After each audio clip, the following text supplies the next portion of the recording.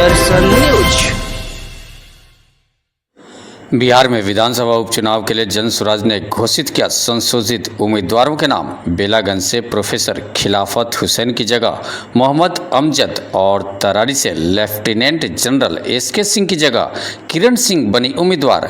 बेलागंज से उम्मीदवार मोहम्मद अमजद बोले, जनता के विश्वास और पार्टी के समर्थन से चुनाव लड़ने के लिए तैयार हूँ। वहीं तरारी उम्मीदवार किरण सिंह ने कहा, जनता मुझे जानती है, हम सब मिलकर जीतेंगे। दो क्षेत्रों में गया के बेलागंज और भोजपुर के तरारी क्षेत्र में जो जनसुराज के घोषित उम्मीदवार रहे हैं वो अलग अलग परिस्थितियों की वजह से बदले गए हैं। भोजपुर के तरारी में जैसा कि आप जानते हैं, lieutenant general vice chief of army Shri Krishna Singh की जगह अब किरण जी जनसुराज की उम्मीदवार होंगी। उसी तरह बेलागंज में प्रोफेसर खिलाफत हुसैन की जगह अब अमजद साहब जनसुराज के उम्मीदवार होंगे। मैं अपने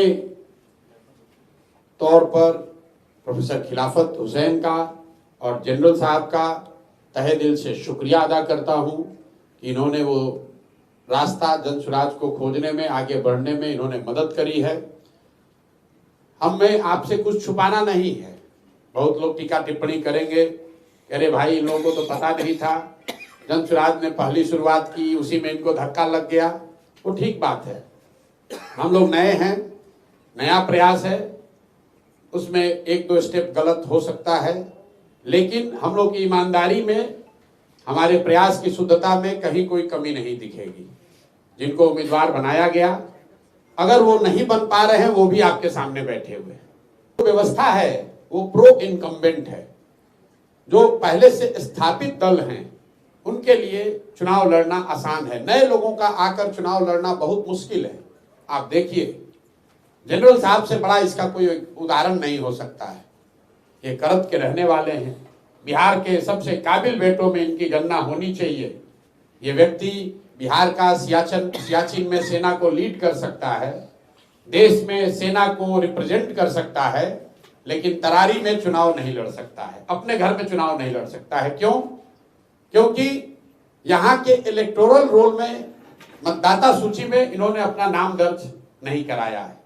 तो भाई जो नौकरी में है, जहां पर वो नौकरी करता है, उसकी जिम्मेवार नागरिक होने के नाते ये जिम्मेवारी है कि वहां वोट दे। जनरल साहब नोएडा में रहते थे, नोएडा में इनका वोटर लिस्ट में नाम है, वहां से हम लोगों ने नोटिफाइड कॉपी यहाँ लगाया, फॉर्म 8 भी भरा और यहाँ के प्रशासन को ये अनुरोध किया कि इनका मतदाता सूची में यहाँ नाम शामिल किया जाए। लेकिन रूल का हवाला देकर यहाँ के प्रशासन और इलेक्शन कमीशन ने ये कहा कि 15 तारीख के बाद, जब आचार संहिता लागू हो गई, तो हम लोग नया मतदाता सूची में नाम नहीं जोड़ सकते। हम लोगों ने अपनी ओर से सारी कानूनी सलाह ली, जितने यहाँ कानूनविद हैं, यहाँ पर सुप्रीम कोर्ट में हर जगह बात की, कोई रास्ता नहीं मिला। तो हम लोगों ने जनरल साहब से अनुरोध किया। अब हमारे पास एक ही विकल्प जनसुराज के पास था, या तो हम लोग इसको राजनीतिक मुद्दा बनाते, या फिर नेगेटिव सोच से हटकर एक पॉजिटिव प्रयास के लिए शुरुआत करें। जनरल साहब ने अपनी मुलाकात में मुझे बताया कि भाई प्रशांत जी, मैं तो बिहार में आपके जनसुराज के प्रयास से प्रभावित होकर बिहार में सेवा करने आया हूँ। तो अगर भगवान ये चाहते हैं कि पहले मैं सेवा कर लूं, उसके बाद किसी पद के लिए लड़ाई लड़ूं, तो इसमें दिक्कत क्या है?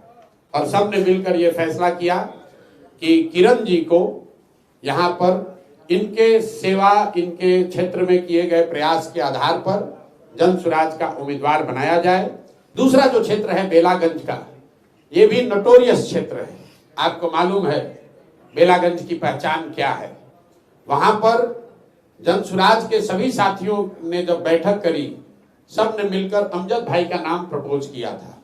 मैंने प्रेस कॉन्फ्रेंस में भी कहा था और वहां की सभा में भी इस बात की घोषणा की गई थी कि जनसुराज की ओर से अमजद भाई उम्मीदवार रहेंगे। अमजद भाई ने खड़ा होकर कहा कि मेरी जगह पर प्रोफेसर खिलाफत हुसैन जी अगर चुनाव लड़े तो अच्छा है। अमजद भाई से मेरी जो बातचीत हुई, भाई आपको उम्मीदवारी मिल रही है, क्यों नहीं लड़ना चाहते हैं? मैं कैमरे पर खुलासा करना चाहता हूं, क्यों नहीं लड़ना चाहते? क्यों नहीं लड़ना चाहते थे?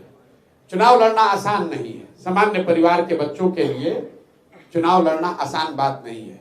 अमजद साहब 2-3 चुनाव लड़ चुके हैं, वहां से लड़ने वाले में इनकी छवि है, साधारण परिवार के बच्चे हैं। इन्होंने मुझे व्यक्तिगत तौर पर कहा कि प्रशांत जी, चुनाव लड़ते लड़ते हम लोग फिनेंशियली टूट गए हैं, 7-8 महीने के लिए फिर चुनाव लड़े, फिर 25 में चुनाव होगा, इसलिए कोई दूसरे को ही लड़ाइए, क्योंकि कितनी बार हम लोग चुनाव लड़ेंगे। लेकिन उस और उनके भावना का सम्मान करते हुए उन्होंने प्रोफेसर खिलाफत हुसैन जी का नाम प्रपोज किया। इनकी बड़ी इज्जत है, ये राजनीति में आए हैं, खींच कर हम लाए हैं और इनको राजनीति में ही रखेंगे। अब इनको टीचर नहीं बनने देंगे, राजनीति में ये बने रहेंगे। जान छुड़ाकर भागना चाहते हैं, और ये सिर्फ खिलाफत हुसैन जी के लिए नहीं कह रहे हैं, जनरल साहब को भी हम वापस आर्मी में नहीं जाने देंगे। तो प्रोफेसर खिलाफत हुसैन और जनरल एसके सिंह कहीं नहीं जा रहे हैं, जन सुराज का हिस्सा बनकर मजबूती से बिहार को सुधारने के इस प्रयास में जुड़े रहेंगे। व्यवस्था इतनी प्रो इनकम्बेंट है कि भाजपा कैंडिडेट को सब लोग जानता है, उसका चुनाव चिन्ह सब जानता है, लेकिन जन सुराज के उम्मीदवारों को चिन्ह जो है चुनाव चिन्ह 28 को ही मिलेगा।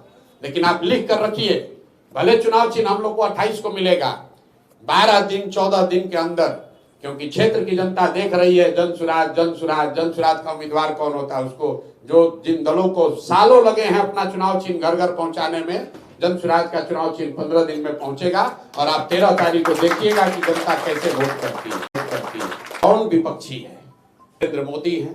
बिहार के टुटपुंजिया भाजपाई नेताओं को तो हम गिनते भी नहीं है। इनके जो सबसे बड़े शीर्ष के नेता हैं, उनकी जब जिंदगी की सबसे बड़ी लड़ाई लगी तो इसी बिहार के बेटे प्रशांत किशोर की मदद उन्होंने ली है। और भाजपा के नेताओं को ये ध्यान रखना चाहिए, गुजरात के उनके नेता को सलाह देने का काम बिहार के इस लड़के ने किया था, तो इतना आसान नहीं है। दूसरा, अगर ये जदयू वाले कह रहे हैं तो आप सभी साथियों को याद होगा, जब 14 में नीतीश कुमार का नैया डूब गया था, जदयू को 2 सीट मिला था, लालू जी को खाली 22 को विधायक था।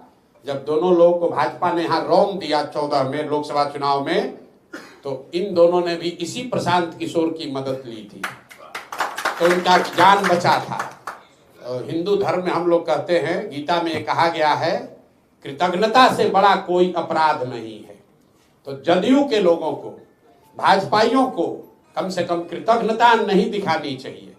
आज अगर हमने 11 में कंधा नहीं लगाया होता, हमने मोदी को बनाया नहीं है, लेकिन बनाने में कंधा जरूर लगाया है, तो इनको कृतज्ञ नहीं होना चाहिए।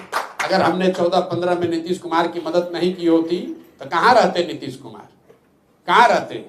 तो मांझी जी को बनाकर संन्यास लेके बैठे हुए थे, कहाँ से बचते ये? अब आज हमको सिखा रहे हैं कि राजनीति कैसे होती है। उनका कहना काम है, कहने दीजिए। 13 को चुनाव होगा, 23 तारीख को दिखेगा कि चूक किससे हुई और किसको समझ ज्यादा है। मेरा नाम किरण सिंह है, बिशुरपुरा गांव में तरारी क्षेत्र से आती हूँ। मैंने वहाँ पे बच्चों को एक ग्रुप बना करके वहाँ के क्षेत्रों में मैंने उनके कंपटीशन के जैसे वो तैयारी करते हैं, उन्हें बुक प्रोवाइड करना या फिर कुछ और भी कोई एसेट्स अगर उनको चाहिए होता है तो हम उनको प्रोवाइड कराते हैं। और खास करके महिलाओं के लिए 5-6 साल से हमने उनका रोजगार के लिए प्रयास किया है। क्योंकि प्रयास बहुत बड़े लेवल पे था, इसलिए सक्सेस तो नहीं है, लेकिन फिर भी उसको हम आप लोग तरारी के क्षेत्र में आइए, हमारा प्रोफाइल वहीं पता चलेगा। आपको हमारा प्रोफाइल हम अच्छे से नहीं बता सकते हैं। दूसरी बात ये है कि जो जन स्वराज परिवार जितने भी लोग हैं हमारे, उन्होंने हमें चुनाव बताया कि हाँ ठीक है आप लोग आइए, और जनता ने हमें भेजा है। बस एक चीज बता सकते हैं अपने बारे में, फिर से हम आपको बोलते हैं कि तरारी के क्षेत्र में आप लोग आइए, प्रोफाइल हमारी जनता बताएगी आपको। नाम मोहम्मद अमजद है और बेलागंज से जो है आपके 2005 में पहला चुनाव लड़े थे, फिर 10 में आपके जदयू से लड़े, जो आपके मात्र लगता है 4100 वोट से हारे थे। और उस समय से अभी तक हम संघर्ष करते रहे हैं। अभी इस चुनाव में जो है आपके चुनाव लड़ने का मन नहीं था, 3 चुनाव हम हार चुके थे। पूरे आपके परिवार का जिम्मेवारी रहता है, और एक साधारण परिवार से हम हैं। मेरे वालिद जो है आपके एक किसान हैं, मात्र 10 बीघा जमीन मेरे वालिद के पास है, और हम लोग 6 भाई। इसमें हम चुनाव लड़ना नहीं चाह रहे थे, लेकिन आपके प्रशांत जी को हमने बोला कि अगर लड़ाना है आपको तो हमारे गार्जियन स्वरूप आपके प्रोफेसर साहब, उनको लड़ाया जाए। तो इस पर सहमति बनी और हम लोग सब बेला गए। तमाम जनता के सामने हमने घोषणा किया कि इनको चुनाव बेला से लड़ाया जाए। फिर बाद में वहाँ की जनता जो है डिमांड किया और दबाव बनाए कि नहीं, चुनाव आपको लड़ना चाहिए। और साथ में पार्टी के जो सूत्रधार हैं हमारे प्रशांत किशोर जी, इनके पास भी जो है आपके फीडबैक जो क्षेत्र से आया, तो इन्होंने भी दबाव बनाए कि अब आपको चुनाव लड़ना होगा। तो मजबूरी में हम फिर दोबारा चुनाव लड़ने के लिए तैयार हुए हैं और बेला जो चुनाव लड़ेंगे तो मजबूती से लड़ेंगे और जीत कर आएंगे।